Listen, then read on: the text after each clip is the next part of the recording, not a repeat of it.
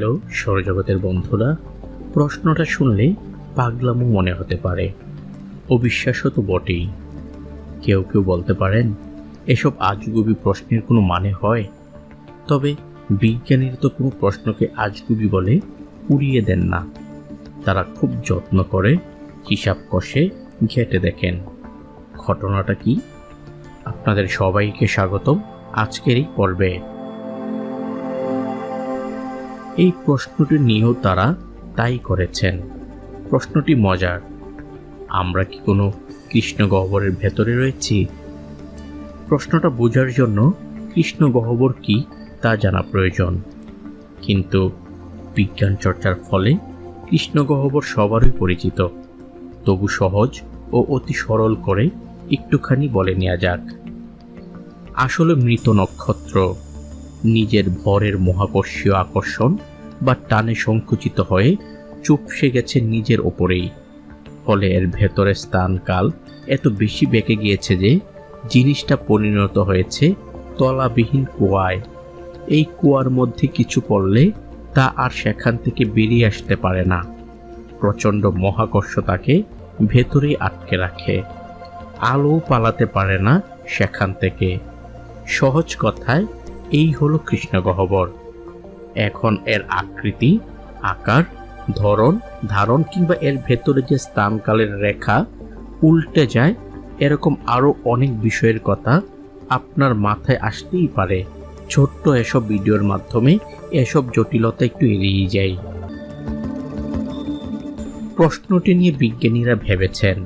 এর মধ্যে সবচেয়ে গুরুত্বপূর্ণ গবেষণাটির কথা বলি।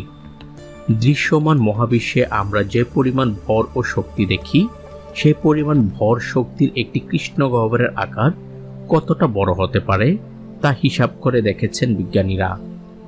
অবাক বিস্ময়ে তারা আবিষ্কার করেছেন এর আকার ঠিক আমাদের দৃশ্যমান মহাবিশ্বের সমান। কৃষ্ণ গহ্বরের ব্যাসার্ধ এর ভরের সমানুপাতিক, তবে এর আয়তন ব্যাসার্ধের ঘনকের সমানুপাতিক।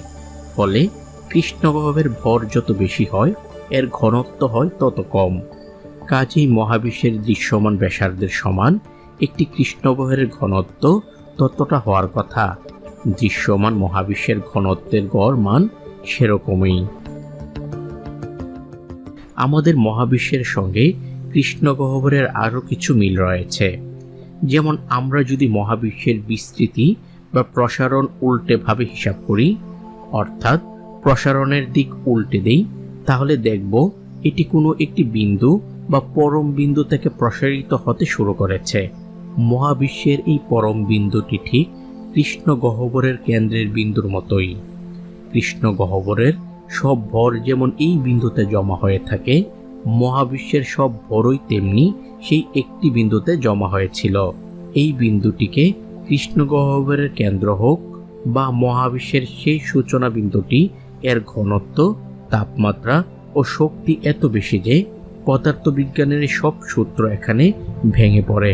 সেজন্য এই বিন্দুটিকে বলা হয় পরম বিন্দু বা অনন্যতা। ইংরেজিতে বলা হয় সিঙ্গুলারিটি। এই পরম বিন্দু বা অনন্যতা হঠাৎ বিস্ফোরণের মতো প্রচণ্ডভাবে ছড়িয়ে পড়তে শুরু করে চারদিকে, যাকে আমরা বলি বিগ ব্যাং বা মহাবিস্ফোরণ। গাণিতিকভাবে দেখা যায় যেমনটা বললাম, কৃষ্ণ গহ্বরের ভেতরের পরম বিন্দুটির সঙ্গে মহাবিশ্বের সেই সূচনা বিন্দুর মিল প্রচুর। আবার কৃষ্ণ গহ্বরের যেমন একটি ঘটনা দিগন্ত বা ইভেন্ট হরাইজন আছে, তেমনি মহাবিশ্বের ক্ষেত্রেও আলোর সসীম গতির জন্য একটি নির্দিষ্ট সীমারেখার বাইরে আমরা আর কিছু দেখতে পাই না, কারণ সেখান থেকে কোনো আলো এসে পৌঁছাতে পারেনি আমাদের কাছে, পারেনি এবং পারে না। সেটাকে তাই বলা চলে কসমোলজিক ইভেন্ট হরাইজন বা মহাজাগতিক ঘটনা দিগন্ত। তার উপর কিছু গবেষণায় দেখা গেছে কৃষ্ণ গহ্বর সৃষ্টিকালে শিশু মহাবিশ্বের জন্ম হতে পারে। তাত্ত্বিকভাবে এসবই ঠিক আছে, তবে বাস্তবে এর কোনো প্রমাণ নেই। মহাবিশ্বের আরও অনেক রহস্যের মতোই আমরা কোনো কৃষ্ণ গহ্বর বিশ্বের ভেতরে রয়েছে কিনা, এটিও তাই আজও এক অমীমাংসিত রহস্য। আপনি যদি মহাকাশ সম্পর্কিত নতুন নতুন তথ্যমূলক ভিডিও পেতে চান তাহলে এই সৌরজগৎ চ্যানেলটিকে সাবস্ক্রাইব করতে ভুলবেন না। তো আজ এ পর্যন্তই, দেখা হবে অন্য এক নতুন ভিডিওতে। ততক্ষণ পর্যন্ত সবাই ভালো থাকবেন, সুস্থ থাকবেন, নিরাপদে থাকবেন। আল্লাহ হাফেজ।